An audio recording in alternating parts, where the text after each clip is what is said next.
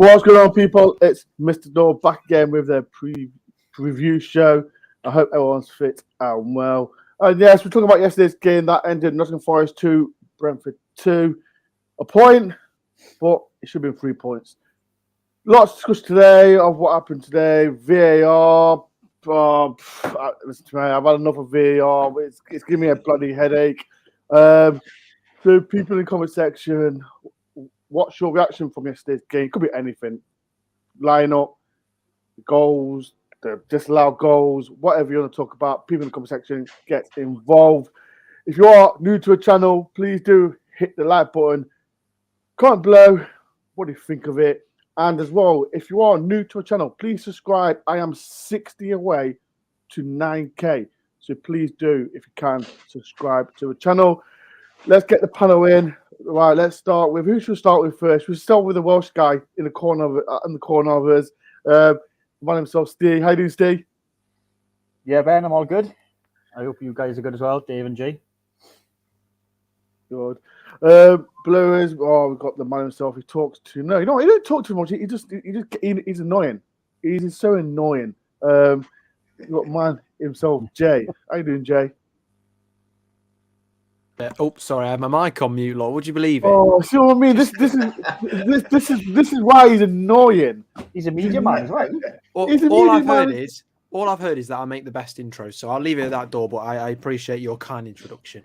What do you mean? What? What are you on about? You know what I'm on about, door. We'll leave it at that. You know. People in the comments, get at Jay, man. Say something. No, nothing disrespectful. Don't cross the line. Just get at him. Just get at him. And last but not least, we've got the talkative. We've got the man himself. Everyone loves him. Everyone loves Steve and Jay, but we've got the man himself. Was it Dave Var? I'm Dave Vastbury today, lads. Because I haven't got those three letters out of my head since yesterday for one reason or another. But it's lovely to see everybody, and it's nice to even things up. We've got two English guys, me and Ben, and we've got two Welsh guys, so it's sort of evened up nicely. So that's right.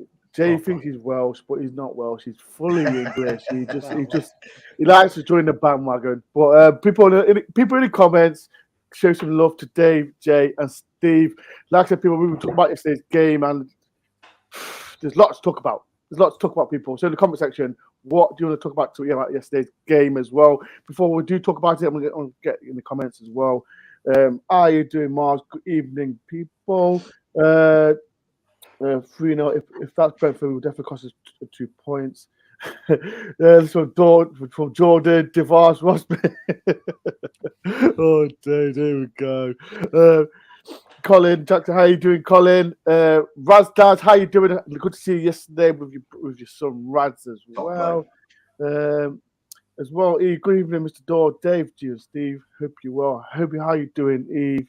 From Jeff sub one, but we don't take a chances when we're top. This league, VAR comes and bites us as well. Like I said, people, we are going to talk about VAR.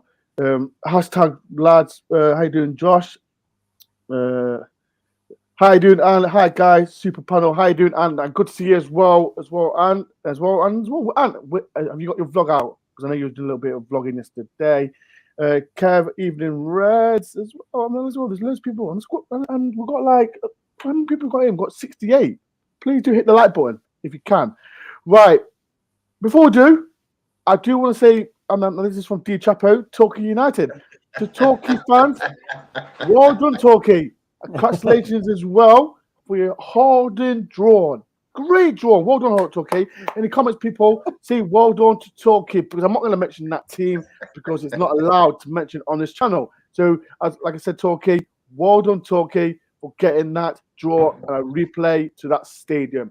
It is a bit of a shite stadium, but that's a Torquay. Well done. No hesitation. Well done for that hard-on drawn against that team. As well as how you doing, Russell? I hope you're well. Right, let's start. Forest drawn 2-2 against Brentford. We're going to start with. We'll start from the start, and we'll start with you, Dave. Let's talk about the lineup first. Was you happy with the lineup? When I saw it, I was a bit perturbed that Taiwo wasn't starting. But actually, the way the first half panned out, I actually think that it worked quite well. I think that's the most fluent Forest to play for quite a while. And what I quite liked was there was this, I think we all started with this preconception that Brennan was going to play up the middle. Well, Brennan didn't play up the middle. Brennan kept wanting to go wide, making sort of diagonal runs and getting out to the wing. And in doing so, he left a lot of space in the middle, which Morgan went and filled and got himself into. And I think that the way the game started, you couldn't fault Steve's selection. I thought the game was like in episodes, really. There was the first 40 odd minutes where Forest were clearly the better side and played some really nice football, I thought.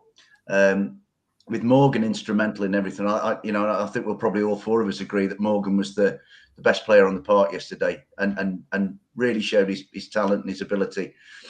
And then we had the second episode, which was started by Mr. Mariner and his friends in cyberspace. And then that sort of deflated Forest.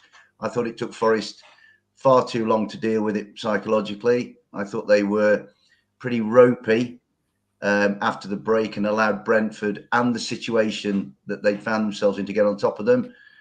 And then Brentford did the best thing for Forest. Brentford took the lead and brought Forest back to reality, and then Forest finished strongly. So, it was an episodic match. But with regard to your question, Ben, when I saw it, I was shown the lineup very quickly.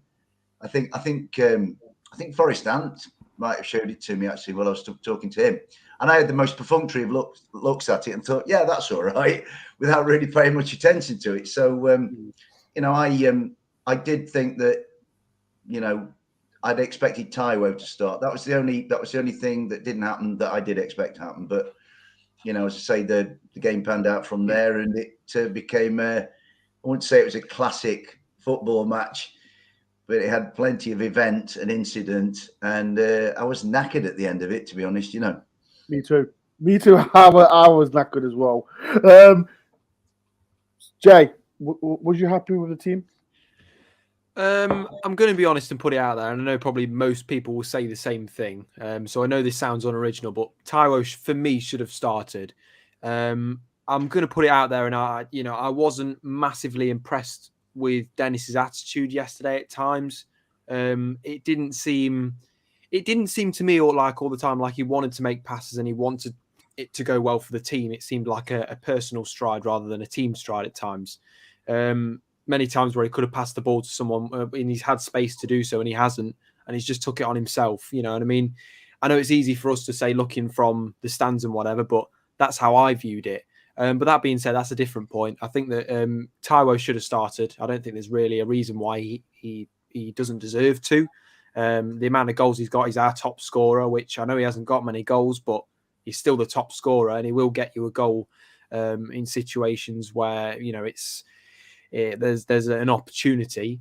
And also when he came on yesterday, I thought that he added a real kind of boost. He added a good attitude and a want to go and get a goal. And even though he didn't score the goal, he was instrumental in it. He was physical and he was working his hardest to try and score one, for the team. So the only change I would have made is probably having Taiwo in there. But I don't see the problem with the rest of it. I think that Kouyate's been brilliant and don't really change what isn't broken, to be honest. And as much as I'd like to see Mangala and O'Brien get more time, and they should do at some point, that midfield wasn't broken for me. And regardless of what happened at Arsenal, there were some brilliant games before that just show off kind of why those three in midfield really work well together. So, but yeah, Taiwo is the only change I would have made for that, really.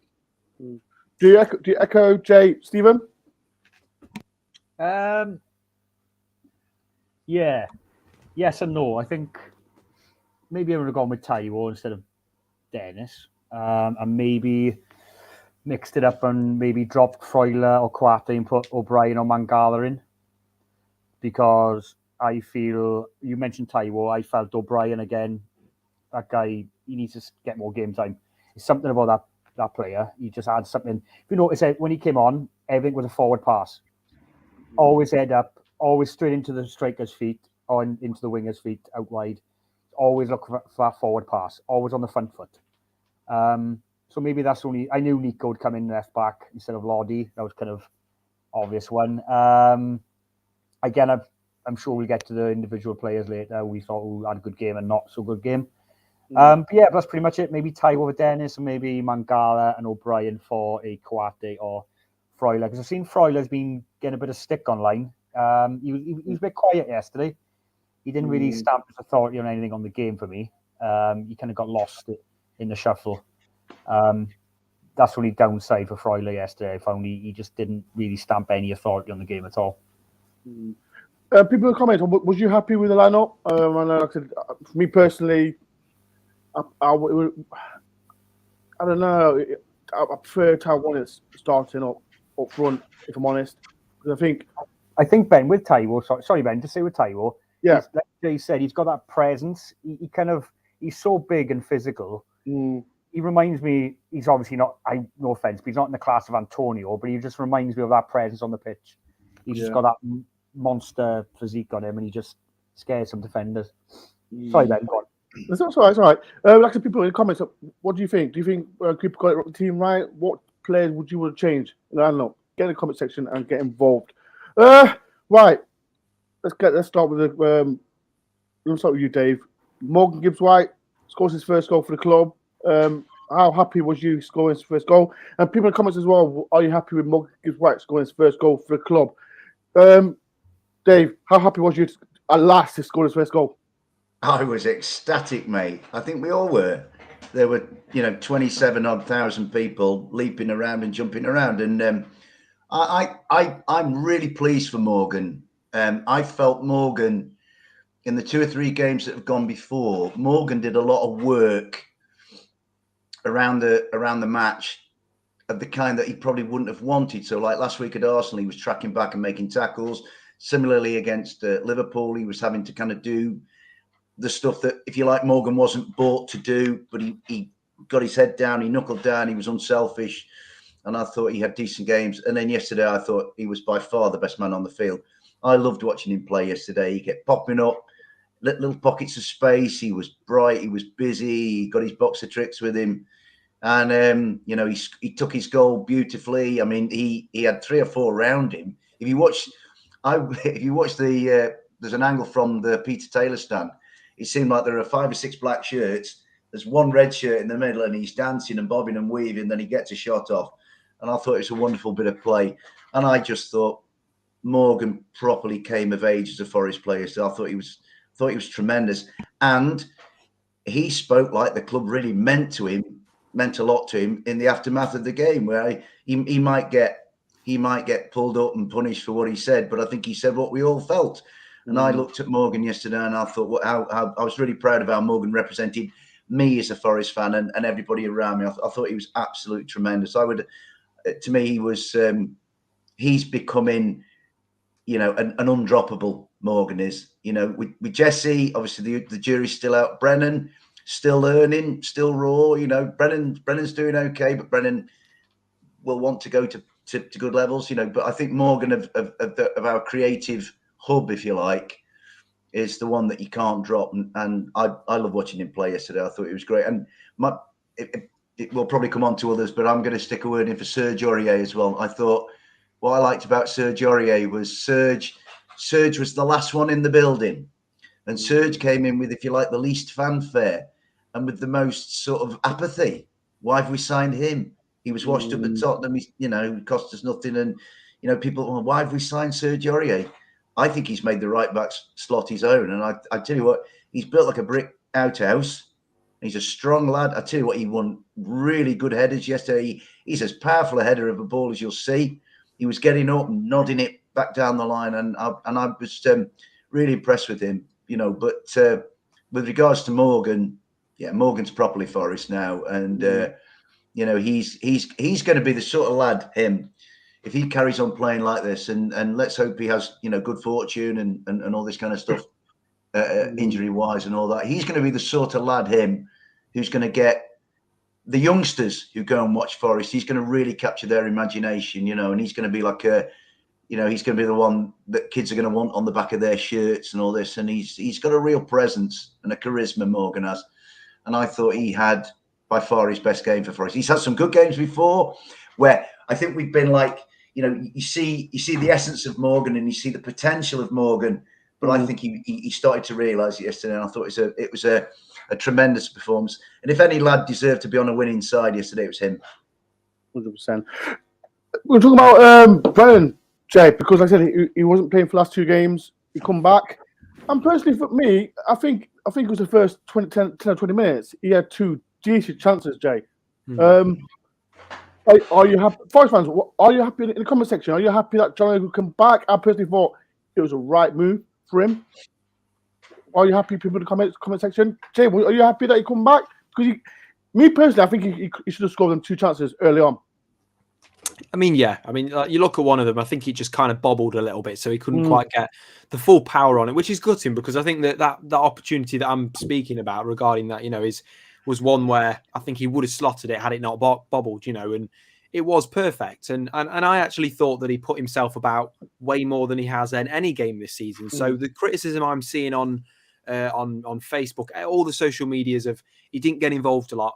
Well, actually, I thought he got involved more than most other players. And I'm not saying that he did that for the majority of the game. It kind of slowed down a little bit towards the end.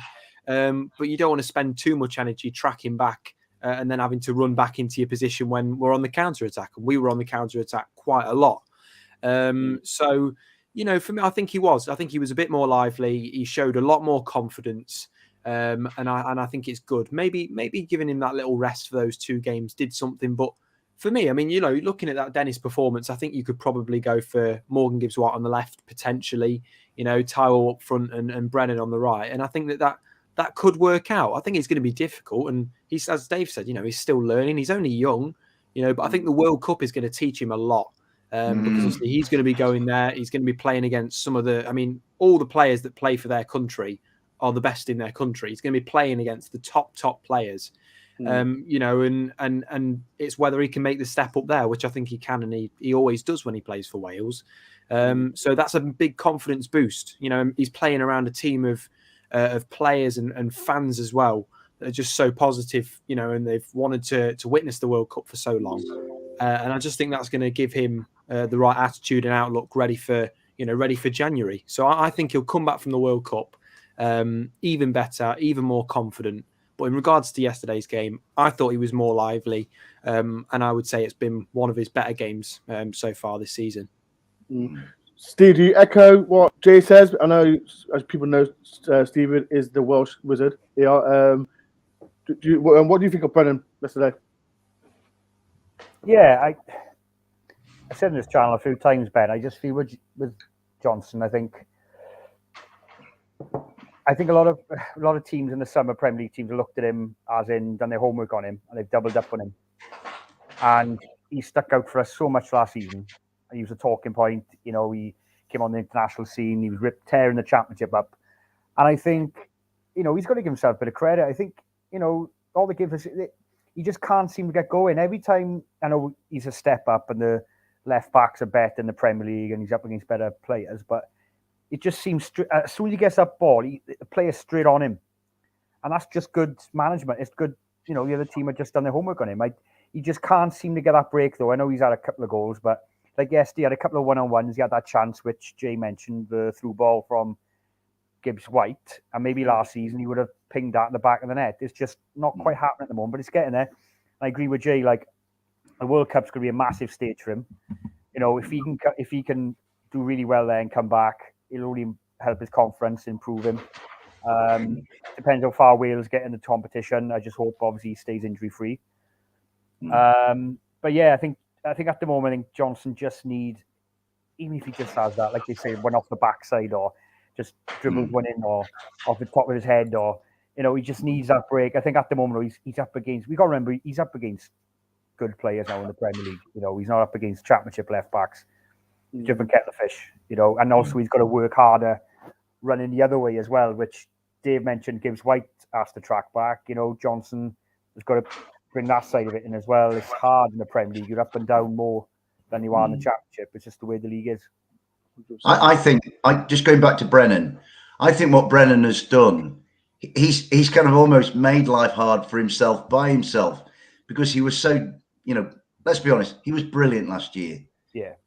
I mean, this business of like, he's in and out of games. God, he was in and out of games all of last season, and it never bothered anybody then, And what Brennan did by being so brilliant at such a tender age, way ahead of his learning curve, he alerted 19 other teams in the best league in the world as to his ability. And every one of them, Pep Guardiola, when they played Forest, he was said, stop Brennan Johnson.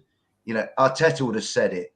Klopp would have said it, although it didn't work for Klopp, obviously. But so Brennan has put himself into this position by his own sort of accelerated progression that he is going to find it hard. I actually think that the World Cup is, if you're looking at one individual, the World Cup is absolutely perfect for Brennan, I think. And I'll tell you for why. Because when he goes to the World Cup, less will be expected. This is no disrespect. Wales can go and enjoy that World Cup. They don't carry the weight of expectation that a lot of the other teams, your England, your Germanys, your Spains, your Hollands, your Brazils, your Argentinas. Wales can go there as a dangerous floater in the draw, if you like. And Brennan can play. And I don't think Brennan can just go and enjoy his World Cup, because not that much is expected of Wales. The pressure on him at Forest, because of what he's done in the past, means that he carries that burden into every game. And as I've said previously, because I'm a soft heart and I don't want to be tearing him to We pieces. know that. We know you're a soft heart, Dave. Yeah. We know that. He's a young lad. What he's achieved, he's 21, right? He's going to a World Cup. He's playing in the Premier League. He's coming up an amazingly long way in an amazingly short period of time. But I just think it'll really do him good to go to the World Cup, to get out of the Forest pressure cooker for a bit, go to Qatar. He'll have some. He'll be hooked up with Nico, and he'll be hooked up with Big Wayne. They'll have a good crack. Wales will have a good crack. I think Wales are a real, dark horse. Maybe not to win it, but to kind of go quite a long way, and certainly to trouble England in the group, I think. And Brennan, Brennan can just go and play. It seems to me that this season, when he's played for Wales, he's relaxed into himself, and it's been easy for him. When he goes out on the pitch at the City Ground or in a red shirt or wherever, everybody's expecting him to perform straight away. And that's a lot of pressure to deal with, So I know people will give me pelters for being a Brennan Johnson apologist, but, this is the kid of 21 we're talking about. And most people dream of doing that by the time they retire. Oh, mate. You know what I mean? Is this? Yeah, I'm 58 and I haven't achieved as much as that kid has at 21. Let's be honest. Nothing like. I'm just going through the comments, and we are talking about Brennan at this moment of time. I think there's a few. Don't want to see. Johnson will bag the shot at last season's top scorer. As well. But that wasn't the Premier League. Yeah. Johnson was lively, missing a bit of confidence, but getting the right places. It will come. Definitely will come. So it will definitely come. Like I said, he had 2 games of rest, and now he's come back. And I think he did all right. As I said, I think there's a chance. I think there's 2 chances in the first half that he could have scored, but confidence will come. From Michael, I thought Brennan did well. Still our best forward, and I personally think he is. I think, like I said, me personally, I think he's better as a winger. Number 9, not for me, but as a winger, that's where he can get the best out of Brennan. Because when he's a winger, there's always going to be like at least 2 people on him. There's always going to be on him because he's one of the best players at the club. So it is what it is. Sorry, Ben, just say one thing as well. Right. It just came to me now. I think he is fortunate as well for the fact that Lingard and Gibbs White have come. Lingard on big wages, Gibbs White almost £40 million. If them 2 hadn't come, I think the pressure would have been even more on Jono. Yeah. Even more. Yeah. Because by them 2 coming, it was kind of taken the spotlight in a good way from Jono. So less pressure on him. But unfortunately, at the moment, he needs to just get his confidence back. Maybe that whole stardom around Gibbs White, the Lingard, the whole thing around that is kind of... Because last season, Jono was our main guy. But this season... So in a way, them 2 come in have kind of taken the pressure off him, but also it's made him feel a bit... Dead his confidence a bit. If you get what I mean by that? Yeah. Yeah, I know what I mean. Yeah. It's a bit of both. Good point, Steve. There's 93 people in. If you can do a massive favor for me, hit the like button if you can. And like I said, people, I am 60 away from 9K. So if you can, subscribe to the channel. Make sure everyone subscribes to the Media Man as well. His link is in the description. A lot of people, I saw there is some comments, and people are agreeing with comments. And I'm not going to talk about this guy. He's always on the comments. I see Peter, the Irish guy. Right, tomorrow. Our next manager. Listen to Peter. If you want to come on Desert Show tomorrow and talk about how you hate Steve Cooper, come on Desert Show. It's on tomorrow. Des is doing his show as usual at 9 o'clock, dialing with Des. And not just him, anyone. Any voice fan that wants to come on tomorrow's show and talk about the game, please do. Because Peter Irish, you did say that you'll come on and you wasn't here. You didn't turn up and we was waiting. So tomorrow, 9 o'clock, people, if you want to come on dialing with Des, please do. Any voice fan can turn up. Right. Let's talk about VAR. This is another discussion point. Let's talk to Jay about it because it's been a really discussion about the penalty. And I've seen it so many times. I'm 50-50 with it. I'll get everyone's opinion about it. People in the comments, get involved. Jay, was it a penalty? I'm going to be controversial. So, for me, overall in that game, if I was Mariner yesterday, the only penalty opportunity I would have given was Morgan Gibbs-White's. For me, I think that the level of contact with the Visser one, for me, didn't constitute enough for a penalty. You know, he got the ball and it was ever so slightly touched on his shin pad. For me, it was too little to give a penalty. But the ref argued, you know, it's contact, whatever, fair enough. The Ryan Yates one for me was also, you know, a bit soft. But if you're going to give the Visser one, you've got to give the Ryan Yates one for me. But the only one where I thought the Dennis one for me was too soft. I'm going to be out there and just say it. I don't think that was. And I know everybody's saying, well, Kevin De Bruyne got this, and the Dennis one was too soft to give as a penalty for me. The only one where I saw proper contact where I would have said that's a penalty is the Morgan Gibbs-White one by Ben Mee. You know, I thought that was a blatant penalty. The contact was much, much more than any of the other ones. But, you know, if it is going to be a penalty, then you've got to give the Ryan Yates one, you've got to give the Gibbs-White one, and you've got to give the Dennis one. But for me, I just think that the level of contact in the Yates one and the Visser one and the Dennis one, for me, was just not a lot, minimal, and it was soft. I mean, and neither of them should have been penalties. But if you're going to give one, you've got to give the other kind of thing. So, yeah, that's my opinion. I mean, it might be controversial, I don't know, but for me, the only one that was a penalty was Morgan Gibbs-White's one. And yeah, it was all just a bit soft for me. I think that for some reason, he gave one of the softest decisions you can in that Visser penalty, but he didn't give any other decisions. And I'm not just talking about the penalties, I'm talking about the various fouls and other things that happened throughout the game, and he didn't give those. So it was odd. It was odd officiating. But yeah, I'm just glad I won't get fined by the FA for saying that. Don't say a word. Don't say a word. Because if you say something, my channel might get took down. Don't say a word. I'll get Dave's laugh. I know Dave got a lot to say about it. Stephen. Steve might have more to say than me, Ben. You never know.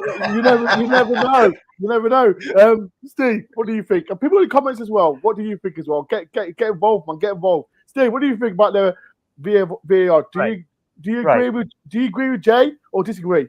Right. Taking all the decisions, plus I have to use De Bruyne's incident just as a side note. Yeah. Because match of the day wound me up, and Jermaine Genius. Oh, don't stop with match of the day. They need to be in. They tear right. That's right. I'm not going to rant about them. They can go and stuff themselves, right? Okay. I think they're all penalties on the basis of, I say this right.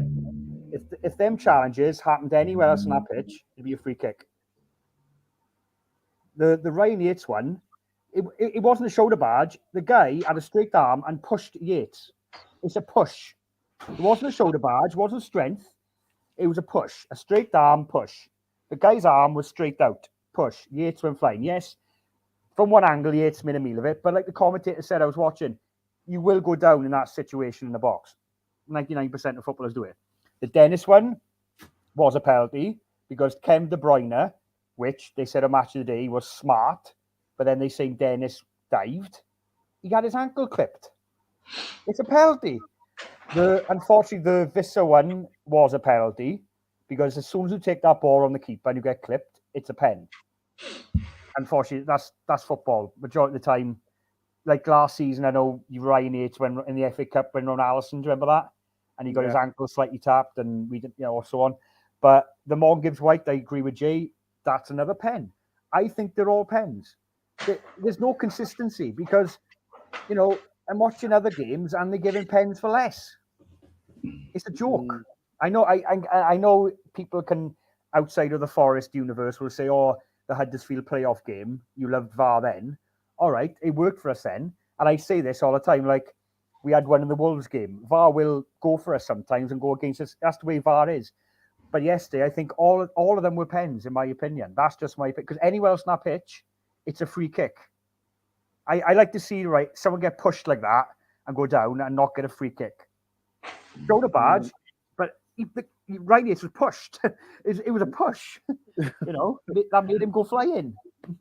It was the ref was just he just lost control of that game. It was just he had no control. He couldn't make no decisions. He just bottled it, and it was just a joke. Last not least, we know David's going to have a little rant because I know I'm always the least. You know me, Ben. Go on, Dave. Have a little rant. Well, I don't know if I am going to rant. It may develop into a rant. I shall start relatively calm. Steve, I'm echoing the lads pretty much. I'm going to echo what Coop said after the game. They're either all penalties or none of them are, basically, because Marcus just made a comment on there. There was definite contact on the back of Emmanuel Dennis's ankle. Okay, it was not that much for much. Yates has been shoved, and it is inside the box. Morgan has tricked his way down the line and come back in, and like Ben Mee isn't sure what to do, so he just shoves his body there. And then the least contact is the one that's given. And, to be honest, Johan Visser, it seemed to me like going down was something that he'd already started doing by the time Dean's fingernail brushed one of the hairs on his legs. I mean, the contact was minimal.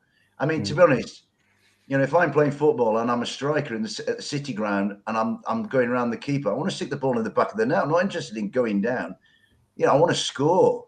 And it was like, the whole thing. I mean, and the farce around VAR. Do you know, until yesterday, I'd been quite sort of ambivalent about it. Yeah, it's part of the territory.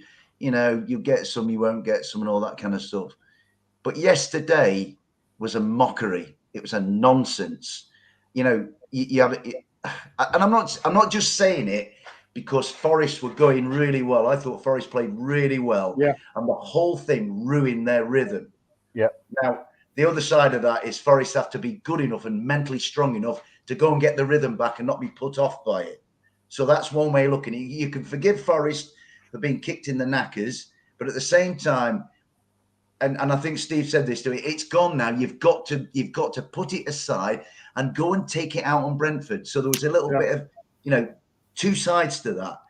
But this palaver, you've got 29,000 very, very invested, committed people in a stadium, either a Nottingham Forest supporter or a Brentford supporter or a Brentford manager or a Forest manager or whatever. And these are males you're talking about. So you're mixing adrenaline and testosterone, right? And you're adding to an already intense situation by having this 5 or 10 minutes of faffing around with microphones and then, holding the game up and nobody knows what's going on. And then you make a decision and then it gets shown on the big screen and everybody can see that actually that decision, and I'm going to be charitable to Andre Marino, was questionable. That's the best word I can think to describe it. And the whole thing, it just spoilt the game. And not because I'm a Forest fan and Forest were winning and they get pegged back, but it just disrupted the flow of what could have been a really good game. You know what I mean? And I just think it's just a nonsense. You know, you look at football and the way it's handled and the way it's dealt with, and it really does compare very poorly with cricket, rugby union, rugby league, the NFL. Their use of video technology in all of those sports is absolutely superb. They've woven it into the fabric of the sport, so it's part of it. Football hasn't done that yet, and all it does, it leaves people like, is it a goal? Is it not? Do I celebrate? Do I not? Players aren't sure. You know, I've seen the examples you've got. Like we had it at Wolves a couple of weeks ago with 2 decisions there, which were deeply questionable. I mean, Harry Toffolo's had one fired at his arm, which is down by his side at 100 miles an hour. Yeah, like Harry's purposely seeking to gain an advantage over the Wolves. Ridiculous decision. You know, and then we had one given which was less sort of up for debate. But it's this business of you've got 2 teams standing around talking amongst themselves, not knowing what's going on, and it's kind of ruining the spectacle. And I just think something's got to be done about it. Somebody somewhere. Why don't they go and ask the cricket authorities or the rugby league authorities or the rugby union authorities? How can we do it better? Because there must be ways of doing it better. It seems to me at the moment the only people getting any, so I wouldn't say pleasure out of it. If it is pleasure, it's a vicarious thrill. Are the officials? You know. So yesterday you have to question Andre Mariner as soon as he walked over, and let me give Andre Mariner a prop because he refereed the first leg of the semi-final last year against Sheffield United at Bromley, and he was brilliant. Yesterday he was far from brilliant. What does he see? You know, Dean's fingertips, they're not going to bring a bloke down, let's be honest. And then you've got to question, what's Lee Mason doing at Stockley Park? The whole thing is a farce. And it's the first time I felt really angry about it yesterday. Before, I've just kind of thought, no, I'm not going to let it bother me. And, you know, it's the same for both sides. But yesterday was just a joke. It was a complete joke. The only thing that annoyed me, and Forest have got to toughen up mentally, is Forest have got to say it happened. We are Forest. We are too good to let it put us off our stride. And I thought Forest after the break were really poor from minute. Actually, the best thing that happened to Forest, as I said before, was Johan Visser making it 2-1. That lob almost like clicked Forest out of their trance and back into the game. When it went to 2-1, and you know, Steve put Taiwo on and he put Little Lewis on. From Brentford's second goal, there was only one team going to score the next goal, and that was us. You know, and I like the fact that we got it right at the death. But from the point of the penalty given against them to the second goal for Brentford, Forest were like, I thought Forest were pretty mentally weak. I know I've seen some criticism from some people who I respect, saying that it was a poor second half, and until Brentford's second goal, which was a very bad goal to give away. I mean, if you think about it, the 2 goals Forest gave away, they actually, I'm not saying they allowed it to happen, but they could have done something. I mean, the first one was a bad ball across. I think it might be from Yates. No, it was Remo. Whoever it was played a ball across, and it was a bad ball. Yeah. Forward. Johan Visser was clear. Johan Visser was clear on 2 occasions yesterday, and Forest paid the price twice. The second goal, it was beautifully taken. To take nothing away from Visser, but Stephen Scotty should not be allowing that to happen. It was just it was a beautiful ball, admittedly, but it was just like they were an open gate. They were an invitation to Brentford. So while I'm angry, I was kind of doubly, angry in 2 aspects yesterday. One was the farce of the VAR, which somebody has to do something about. And I'm not just saying that for Forest. I'm saying it for certainly all of Premier League football, because you know, there's so much. It's like Steve says, and like Jamie said, there's no consistency, right? So something's got to be done about that. So I was angry about that, but I was also angry a little bit. I wanted my club to have more bollocks than that and say, okay, it happened. Sod that. Sod Brentford. Let's go and make it 2-0, 3-0, 4-0 and drive it at them, right? If I'd have been Steve Cooper, I'd have been at half-time saying, hey, they've got something they don't deserve. You know, it's a bit like, to me, the greatest one. When England won the World Cup, Germany got an equaliser late on, and Alf Ramsey said, you've won it once, go and win it again.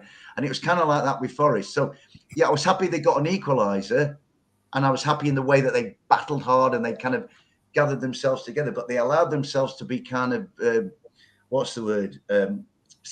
sidelined by it. They shouldn't have allowed that to happen. But this VAR thing is like, it really hit home to me yesterday how poorly administered the whole thing is. And it was, I mean, I'm not going to come on it. It was against Forest, so it was bad. If it had been against Brentford, it would have been all right. Not about that. We've seen far too many of these. And actually, I tend to think that 90% of the penalties that you see given in modern professional football at the top level, they're nothings. They're not like hard, strong tackles.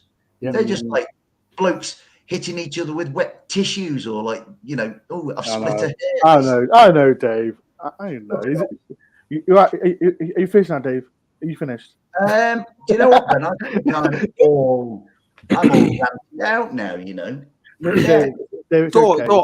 I've got a question now, and I don't mean to take this away from anything that's being said, but I was thinking, and I put it in when I messaged you about it, Jonathan Panzo is doing brilliantly at Coventry. I don't know what the rules are on recalling his loan or anything, but obviously we've got a situation, I think, in the defence where you've got Bade, you've got Bolly, you've got Worrell, Cook, McKenna, and then there might be another one as well. And Niakate, who's out injured. So you've got 6 centre-backs there.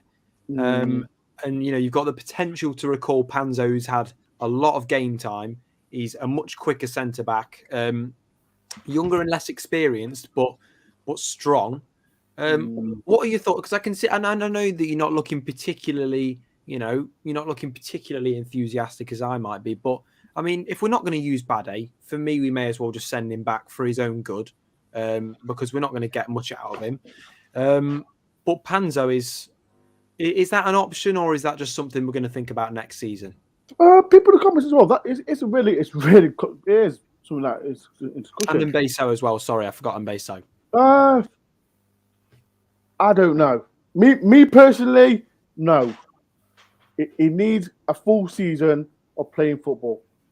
A full season, because I don't think coming to the Premier League, the Championship, like as all Forest fans know, the Championship is a different level to the Premier League. Yeah, he needs a full season at a team that is, I don't know where Coach Charles there. I think they're in the lower half of the league, but he needs game time. And if Forest do get relegated, maybe next season Forest can use him because he's got that full season experience, and whatever players that doesn't go with Forest leave Forest can leave. So me personally, leaving up country, and that's it. But people comments, you've got a good point. Do you think Panzo could be a man to help Forest? What do you think? I'd leave him with Mark Robbins. Yeah, I think he'll learn a lot from Mark Robbins. I know Coventry are near the bottom of the Championship, but I think those of us who saw them last year agree that they're a really good side. They're not a great side, and maybe they're not going to win the Championship, but they play in the right way. And I think they are very progressive and they're very forward-thinking. They've got some good players at that club. You Gyökeres and Callum O'Hare and Matty Gordon and people like that. They play. I think they've won 3 away games on the bounce. They won at Watford yesterday. I think Jonathan will be best served by staying there for a season, then coming back next year. But what do we do with Mbeso then? That's what I've got to. Because what do we do with him? Because he's being wasted as a younger player. And I think he's had a couple of injury problems in the past and stuff. But what is he going to do? I mean, he came from PSG, I think it was, to Forest. Yeah, 5 million. And then we've spent 5 million, which is ridiculous. I mean, and we bought, I think, potential. I think, and there's nothing wrong with that. But you've gone from barely playing at PSG to going to Forest and hoping for game time. You've not got that in the years you've been here, and we haven't even loaned him out somewhere. I mean, what? I don't know what's going on with his career. Will he ever play for us? I think that's the next topic we're going to talk about as well. Because, like I said, I see in the comments as well. I do see comments and where people criticizing Cook, people criticizing McKenna. Should we bring Joe Worrell back as well, the other centre back? And let me ask you, Steve. Cook's been given, like I said, he's 34 years old. We know what we're getting from Cook. What's your opinion on it, Steve? Would you bring Worrell back into the lineup or as well? And as well, people in the comments get involved as well. Like I said, what players would you drop Cook? we drop McKenna. Get involved. Steve, what do you think? So to break it down, Steve Cook he's such a dilemma. Steve Cook, he's got the experience, he's got the old head, he's a leader from the back. If you watch him play, you just don't stop talking. His experience, he's played in the Premier League. That's his good points. His bad points is he's not the quickest. He got a bit him. I'm going to pick two players out. Him and Yates, I thought were a bit sloppy on the ball yesterday. Yates worked hard, but on the ball, Cook and Yates was sloppy. But Cook yesterday was trying to play these cute passes out from the back, just didn't work. Worrell, I find he's been found out at certain games in this level. Unfortunately, he played against Man City and Haaland ate him alive. He's few other games he's been physically out battled, but still he's a warrior. Worrell, I'll just give you 100%. Obviously, I never dropped McKenna. That's me being biased towards him. He's my boy. Who else we got? Niakate. Now Niakate, he had the Forest curse, which I think Mbe So has had. Because Jay, with Mbe So, when the first game at the Houghton at Coventry, he got injured and went off, and he looked like one at Ben. We were there watching live. He looked like quite a good player, like what we saw, like leading up to that first game as well in pre-season. He looked like the real deal. We thought, hell of a kid here, and then he got injured. I think he's been hit with injury, and I think it's just hit his confidence. I think he's just been lost now in the shuffling under 23s and on that kind of thing. Who else we got? Bolly. We haven't seen enough of him. We've not seen him. And you know what frustrates me? And like I said, I'm a dig at any Forest fan, blah, blah, but I see, get him in the team. He's not even played no under 23 football. So did he play against Villa? That's the only game he's played. He played against Fulham. He played against Fulham, Steve. Fulham. And actually, he was bang average. And I tell you what we're coming towards, lads. The sort of, if you like, the elephant in the room is this Tottenham game on Wednesday, because I think, given the compressed nature of this week, I don't think, this time last year, maybe Steve would have gone with, as he did in the FA Cup to excellent effect, he would have gone with a near enough first choice 11. But I don't think on Wednesday night that'll be the case. So I think Wednesday night against Tottenham, I think you'll see Wayne Hennessy. I think you may see Loic Bade. I'd like to see him. We'd all like to see Loic Bade. Yeah. You may see Willie Bolly. I think the Tottenham game actually, it'd be nice to win it. But it shouldn't be. I don't really think we should waste our resources. I mean, I don't mean waste our resources, but I wouldn't go out there putting out. I mean, the left and right back situation, we haven't really got much choice of who we. Well, I think Loddy plays for me, because I think Loddy needs. I think of pretty much all the signings, compared to the hype that he came with, Loddy has been the biggest disappointment. I've expected far more from Loddy, and I think Nico playing at left back, I like that, because most of these guys like Bukayo Saka, Mo Salah, they all want to play out on the right, coming in on their left, and if Nico's a right-footed left back, they've got to come in onto his right foot. So I think from that point of view, that's not a bad thing, but. Wednesday night, I think you want to be seeing. I'd like to see Sam Surridge get a run. He deserves a run. I'd like to see. I think Lingard needs to get 90 minutes, because he needs to get some confidence from somewhere. Jesse, I think he's happy in the club, but he needs confidence on the pitch. Bade, I'd like to see him. It's an ideal chance for some of them to get really good game time against. Well, let's be honest, it's one of the top 6 teams in the country, isn't it? I mean, I don't know what Tottenham are going to do, because they've got the same problem that we've got.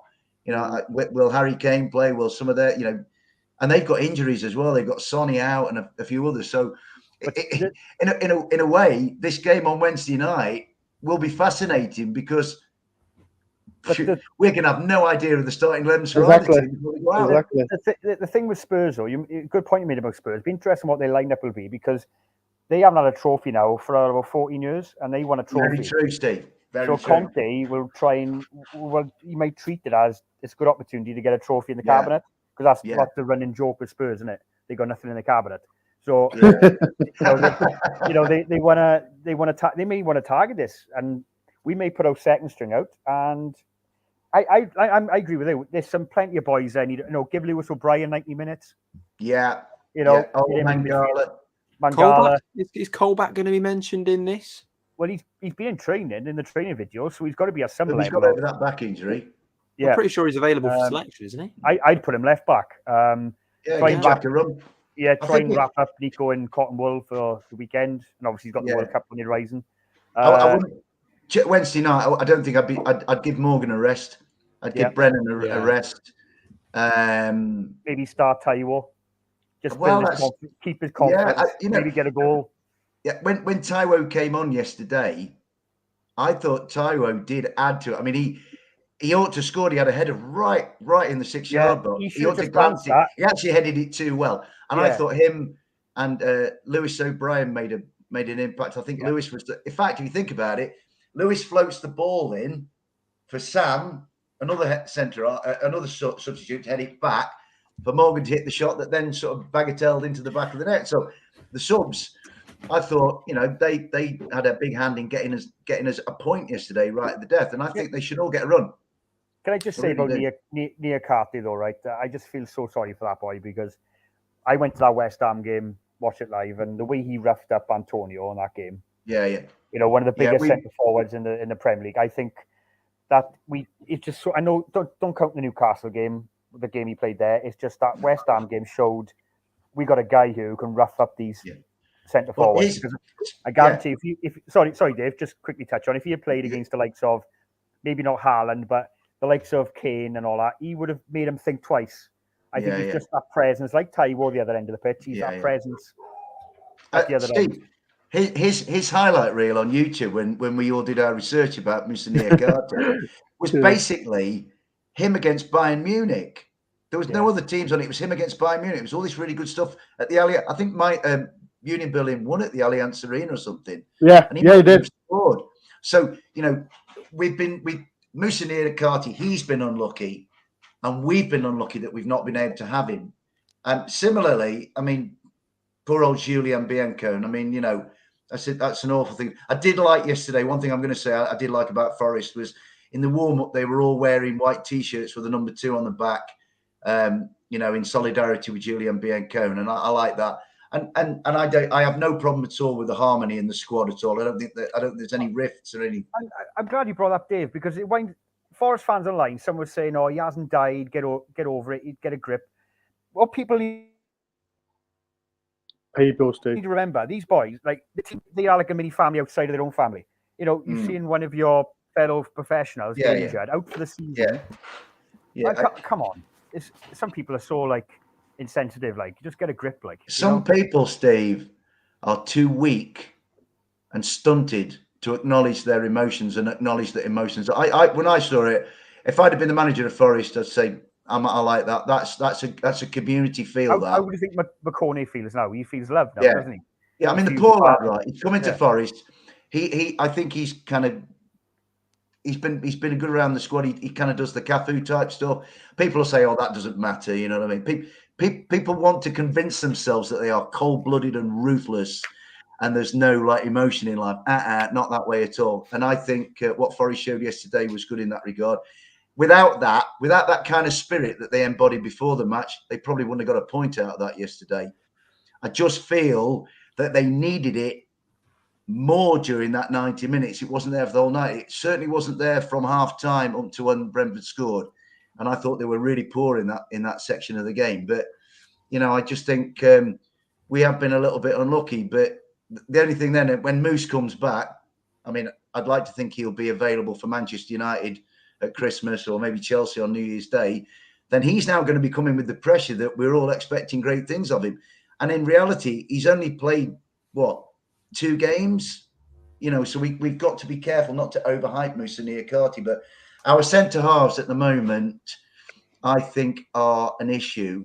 It's a big step up for all of them. But at the moment, there isn't one truly dominant centre half that's going to take control of everything. I'd like to think it'd be Scotty, and Scotty gives everything. Scotty's solid as a rock, but he's never played at this level, so. It's a big ask, but somebody has to take it by the short and curlies at some point. People, there's 110 people in. If you can do a massive favor for me, hit the like button, please. And if you are, like I said, if you are new to the channel, I am 60 away to 9k. So please do hit the subscribe button. Comment below, people. If there's anything that you want to discuss about yesterday's game, there's still quite a few. We've got another 5 minutes, or go over it if you can. Let's talk about this. Like we mentioned, the Brentford goal. I mean, we're talking about the centre backs as well. Like it was. Last you, Jay. It was so easy. Like we can say about McKenna and Cook not fast, but it was poor, wasn't it? From a Forest point of view, just like in over the top, lob Henderson, and I thought, oh no, here we go, back to square one again, wasn't it? Yeah, I don't think the positioning from Henderson was particularly brilliant on that one. You know, personally, I think that a player that has played in the Premier League a lot in Dean Henderson should probably know a little bit better than what he did. That being said, hindsight and everything, it's happened now. It's a devastating way to concede, because to be lobbed in that way, just a simple little flick, you know, it really is devastating. And to be honest, you could probably see that coming. You see this, he's standing sideways, he's making that run. You've got to follow him. You've got to get in position ready, because you know he's going to try that. For Dean Henderson to be so forward, you know, before that, it's a match made in heaven for Visser to just go and just finish it. And it was just too easy. And for me, I think that our defence, regardless of what people are saying, is so much better than that. So much better than that. You know, we don't really deserve to be humiliated in that way. And our defence is, I feel, yet to show its full potential in the Premier League. And I think it will. I think it will come in time, and maybe there'll have to be a couple of changes and whatever. But that was devastating. And to be fair as well, you know, the 2-2 result, when you look at that second half, was deserved, really. And regardless of all the VAR and everything else, it was a deserved result after that second half performance, and it was a good second goal from Brentford. So it was embarrassing, it was humiliating, but it's a mistake that they've made, and hopefully Steve Cooper will just highlight the positioning of the defenders and also Dean Henderson as well, which the goalkeeping coach will go over, and it's just something they can learn from. But it's devastating, but that's football. You live and you learn, and unfortunately, we've had to learn in that fashion. 100%. Not the first time it's happened, though. No. Everton away. Yes, Everton away. Yeah. So, you know, the thing is, I mean, you know, when you're a manager, you prepare your team. I've done it myself. You prepare your team. You give them instructions. You give them little key points to think about. But then once they're over the white line, there ain't all that much you can do, because it's such an instinctive game. And you know, to watch Scotty and Steve, especially Steve, because he's played at this level, allow it to happen. It was like it was a kick in the crown jewels. But at the time, I sat in the Trent end, and to me, that second Brentford goal was not a surprise at all. I could see it coming. I could see the way the momentum had changed in the game, because Forest, quite poorly, had allowed it to kind of develop, rather than saying, no, we're not putting up with this. You need a bit more defiance then. You know, I wanted Forest to be so angry after the penalty decision that took it to 1-1 to come back out and really stuff it to Brentford, but they didn't do it. They allowed it to sort of get on their wicks, if you like. But it was a very poor goal to give away. Can I just say something weird as well? In a weird, obviously I'm glad he didn't play, but Tony not playing, Tony would have, you know, the chances that Visser made for himself with around the keeper and that lob ball. Tony doesn't score them kind of goals, because Tony prefers into feet and the physical side. Visser was the quicker. If you watch that Fuller, you know, when Fuller played that blind pass and there was like hook at the top, Fuller made the run. That's a brilliant point, mate. And then so much was made all week, mate. Tony doesn't play that way. No, all week. The thing that people were talking about was Ivan Toney's out, and I actually thought to myself, in a way, that's not good for Forest, because Scott McKenna and Steve Cook, like the physical side of the game. Visser was actually. You could almost make a case in hindsight for saying, actually, if you were Thomas Frank, sorry, Ivan, I'm going to leave you out today and put Johan Visser in, because he's more dangerous to Forest in the way he plays than the way you play. So I think, Visser. I think we kind of wished on something and it kind of bit us in a way in the backside because Visser caused us more problems. I agree, and mate. I think with Tony, I think it would have been more of a, obviously, in defeat, but he all game like him, he was just that pain when I think he was causing McKenna and Cook, like you boys at the stadium watching it, maybe you saw a bit more off the ball, but than I did. Steve, he was difficult to pick up, mate. He seemed to, he was doing for Brentford what, if you like, Morgan was doing for us. And he was very difficult to pick up. I think Steve and Scott would have preferred Tony because they wanted to get into a physical battle. Yeah. There's 107 people in. If you can do a favor, hit the like button. Right. Let's talk about this last goal for Forest. Was it do you think it was the right time for goal? Because me personally, I'm gonna say it out there. I thought it was offside. I'm not gonna lie. I thought it was offside because I looked at everyone. I thought that's offside. But people in the comments, I'm happy we scored it. I think we should tape Dore's mouth shut. I think personally. No. Well, I thought it was. I thought it was offside. I thought it was offside. But did you think it was offside? I thought it was. Jay. I thought it was. I'm going to go no comment on this one, Dore, because I'm not sure. You can't see. This is right. Get off the fence, Jay. Jay, get off the fence. You know why I'm going to say it to you? Do you want me to say it, Jay? Do you want me to? Don't say it. This is why I hate journos. He's a journalist. Oh. He does it every single time. I'm not a politician. I'm not going to avoid Yes, the question. you are. Right, people in the comments, right? If you see Jay on Sky Sports News talking about politics, he's always on there talking about Every Monday. What?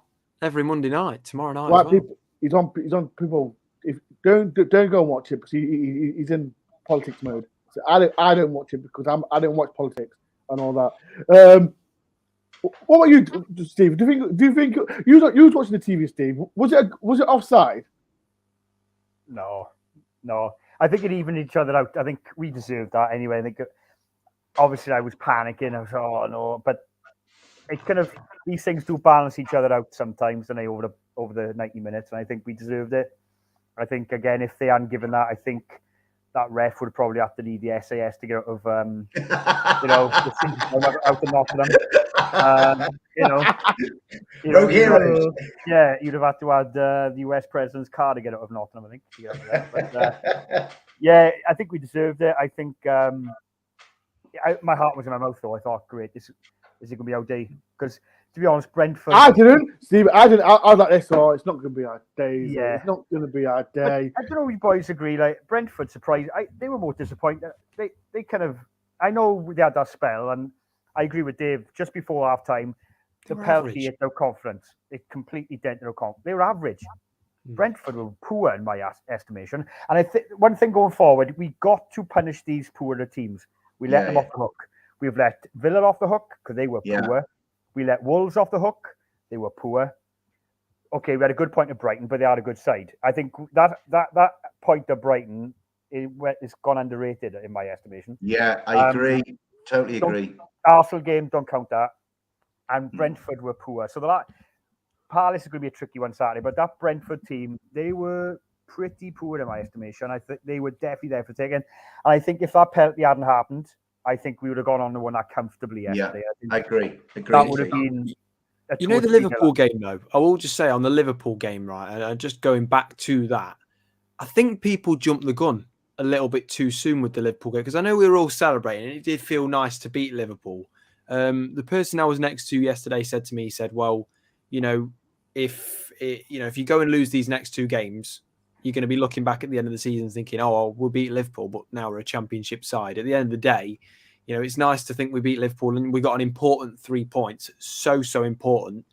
But at the end of the day, I think people were straight away jumping on the bandwagon of, right, we're staying up now. That's it. We've beaten Liverpool. But at the end of the day, I think that Liverpool had a lot of quality players in that side, but they just weren't playing together well at all. The chemistry just looked non-existent, and sometimes we throw it away too much. And on that case, I think Liverpool threw the game away, and as they did against Leeds. and we threw the game away against Brentford. We could have beat them. And as Steve, they were bang average. If anybody looks like a team that will get relegated, Brentford's there. And that shocked me because I thought, looking at the previous games and seasons and everything, I thought this is a team that's a Premier League standard team and will build the way up over time. But that looked like a team that could go down easily. They didn't look that impressive, but we made them look great. I'm at the point. I said the first half, like I said, I think it was fantastic, and with their goal, it just really just kicked us in the chest. And it was a proper turning point, lads. That penalty. I mean, as Jamie says, Brentford to that point were clearly second best. They were being outplayed. Our lads for 40 minutes, I thought, it's the best they've played. Okay, Liverpool was good in many ways. It wasn't fluent, but it was committed. And it was gritty. I thought yesterday some of our football, our sort of close play, was good. Like Nico and Czech and some of these lads. There was a chance that Brennan had early on. I think the one that he kind of bobbled, where I think it was Emmanuel Dennis chested it back. Morgan's hit a ball out to Brennan. It's nice, quick, crisp football, And I just think that penalty just balls the job up. But the equaliser. Well, I was 8 rows from the front of the Trent end, and because Forest was sort of mounting this mini siege, if you like, to try and get something, I was up and down like Norwich City in that end of the ground. Like, 1 minute we were standing up because Forest were attacking, then it got cleared, we all sat down, then it came back again. And when Lewis O'Brien put the ball at the far post and Sam got up and headed it back and Morgan hit his shot, I hadn't a clue. I mean, I just saw Ben Mee was on the ground, and I think Jorgensen was near him, and I couldn't tell. It all happened so quickly, I couldn't tell. And then, how close was that? And then Andre Mariner is actually doing something that we were happy about for once. But then again, you have this kind of, you cut off mid-orgasm, as it was, by this VAR. Oh, is he offside? Is he not offside? You know what I mean? And as Steve said, happily, it evened itself out. And then I saw it last night, and it was clearly over the line, the whole of the ball. I mean, I don't know if it wasn't me or whoever. I think it might have been Ben Mee went to clear it, but he was clearing it from behind the line. And actually, it was the least Forest deserved. They deserved something from the game. I mean, Coop said, had they gone away with nothing, it would have been actually quite damaging. So I think, the way it was, we were 2-1 down at one point. Wolves were 2-2. We walked out the ground. We got a point. And Wolves had got nothing. Wolves got beat. I think the more damaging result yesterday was Bournemouth were 3-1 up against Leeds, and Leeds, as they did against Liverpool last week, showed some real gut and determination. Leeds. If I was Jesse Marsh after these last two performances, I'd be thinking, yeah, we'll stay up. I do think I might have found a team that are the worst in the league, though. We haven't mentioned them yet. I watched Southampton this afternoon. Woeful, truly woeful. So, I think we should be targeting January the 4th, that Wednesday night at St Mary's. We should be looking to go and win there because the only trouble is they'll have replaced Hasenhüttl by then.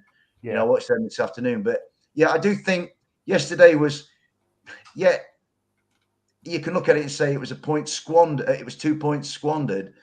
But then in the immediate, for it to have gone to 2-1 and at that time looked like, well, we're not going to get anything. To get something, I mean, you can look at it and say, well, we've only lost once in 4 games. You know what I mean? You can spin it 1,000 different ways. Do you know what I mean? Before we're going to get the panel's man of match as well, I've done a questionnaire as well, put in the comments, who was your man of match? Before I do, Claire, I do apologise. Dore, leave the journo alone. No, listen, I'm getting at Jay. You owe us, Dore, and you know why. You owe me and Claire especially, and you know why. Yeah. So, Dave, yeah. Jay, we know a song about that, don't we? No. Let's sing that after stream. After stream. Thank you, Claire. Thank you for the £4.49. And listen to me.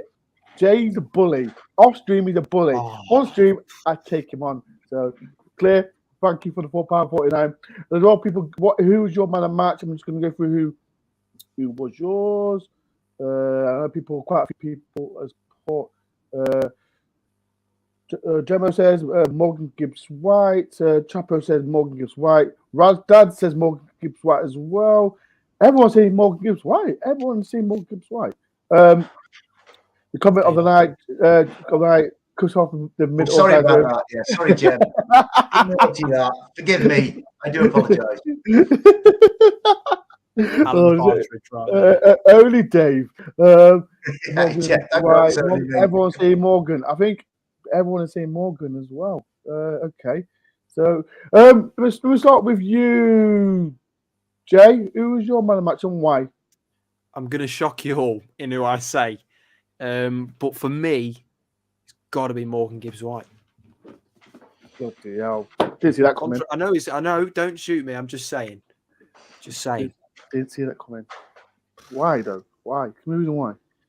I mean, he scored an all right goal, and he skilled past a few players. He was all right. He frustrated me. No, to be fair, he got me when he scored his first goal. The second could have scored a couple more. He could have scored a couple more on his left foot, and he could have shot. He could have shot him with his right foot. That's the bit what frustrated me with Morgan Gibbs White. But I'll see my man. You need to take him training, Door. You need to take him and show him how it's done down on the embankment. Yeah. Steve, who do you want man of the match and why? Yeah, Morgan Gibbs White, best player in the pitch by far. Stood above everybody. I would say as well, Dave touched him earlier, Aurier. Right. Can I say about Aurier? I think Aurier was all right, but people comments. People take throw-ins. How many throw-ins did he make yesterday? I think it was 2, wasn't it? 2 or 3. It was. Yeah. No, you know what? He was doing it consistently. And I thought, and when he got the first one, I thought, you deserve that, Aurier, because he was doing stupid throw-ins. But apart from that, he wasn't too bad. But yeah, I got to say as well, I think the two right and left back, Nico played as well, but Morgan Gibbs White for me, best player in the pitch, lived up to his price tag yesterday. Really stood out. That first goal, that bit of trick. I agree with you, Ben. But he's not clinical. He's never been clinical anyway. He's gone. Yeah. He's not an out-and-out goal scorer, but the chances he's starting to make, he's starting to really blossom now. I feel the more games he's getting. But yeah, yesterday he was, and you could see like you boys wouldn't have seen on TV, but he was even getting frustrated towards the end. That it almost felt like, this is no disrespect to the 10 players. But the other players were on the same level as him. He was a step ahead, and he was getting really frustrated. Like he was scanning on his face. He was getting like you could see him like, I want the ball there. I want it here in my feet. I think he's just a step ahead at the moment, and some of the other players need to get to that level. So I think before we could ask Dave, yes, Jay, Door, Ozers. I don't. I ain't got a clue. You do, Door. I ain't got a fucking clue what you took. Stephen, you don't want to get involved. You don't want to listen to why. Don't get involved. It was absolutely nonsense. I'm not getting involved. I'm helping out people. That's what my job. I help out. Dave, who's your man of the match? Keep it short. It's a tough one, this, lads. Now who could it be? Now I hate being predictable and following the crowd. But on this occasion, I'm going to do just that because Morgan Gibbs White was outstanding.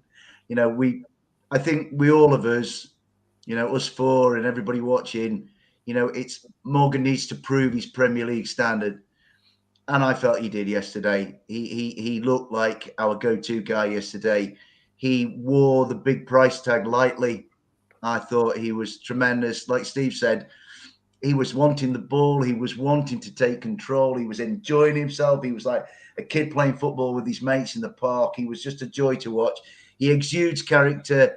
He's quite close to my heart because he's from just down the road from me in Stafford. And I think he's a smashing kid. I like that he came out afterwards and he said what we were all feeling. He spoke for all of us. He used the cheated word, but I think we all felt like that. I love the way he plays. He's got, I think in games up to this point, he's tried his tricks and his flicks and his twirls and all the Strictly Come Dancing stuff that he does, and it hasn't quite come off. But he's worked hard, and he's going to get his rewards. And I thought he was tremendous yesterday. But I back to the 2 games previously. I thought in the thumping last week, where, frankly, we were outclassed and Arsenal were much better than us. Morgan put some tackles in. Morgan came back and did his bit. And as he did against Liverpool, he did a lot of stuff that, if you like, the last 2 games prior to yesterday, Morgan had to do stuff that he didn't really, he wasn't really bought for. It wasn't Morgan's forte. But Morgan said to his teammates, either, he wouldn't have said it explicitly, but in the way he went about his business, Morgan said, right, I'm going to dig in the trenches with you lads and I'll do stuff. And I think yesterday was his reward for that.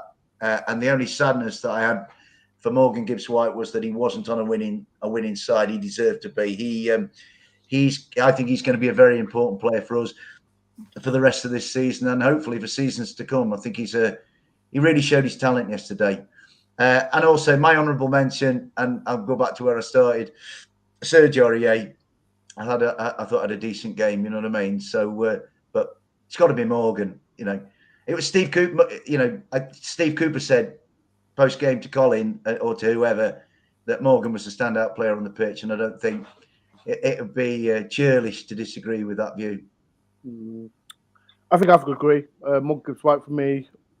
I think that role he's got, that plays at number 10 role, is so important for Forest because last season it was so great for us. But we can mention Jesse Lingard.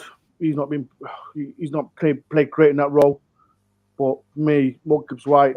Ben, what we do need more control of the football, certainly in the middle of the park. Jamie alluded to it earlier. We were sloppy in possession. And actually, I think we're bottom of the league because we are the sloppiest team in possession in this division. Everybody, when they have the ball, keeps it better than us. And I think that we can't carry on surrendering possession like we do. I'm not, no names, no pack drill. As a collective unit, Forest have to be better in possession. They have to have more confidence on the ball and more, what's the word, sort of more clarity with what they do with the ball. But, Morgan and the way he plays is a step in that direction. Right, before we go, I put a poll in and say, can Forest stay up? So people comment, before we do go, I'll go through the panel. Can Forest stay up? I know we've got Crystal Palace. We've got Spurs in the League Cup on Wednesday. Then we've got Crystal Palace next week. Can Forest stay up? That's the most important question. Simple answer, yes or no, people in the comments. Jay, can Forest stay up, yes or no? Yes, 15th place. Stephen? Yes, 16th. Dave? 17th by fingertips, because I think there will be 3 teams worse than us. That's what's given me hope as well. What I've seen, there are 3. I know a long way to go, and managers will change and rebounds and the manager bounce and stuff, but I think,